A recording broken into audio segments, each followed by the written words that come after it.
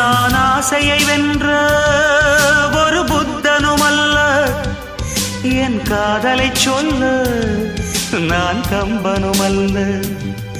உன் காது கடித்தேன் நான் கனவினில் மெல்ல, இன்று கட்டி அணைத்தேன் இது கற்பனை அல்ல.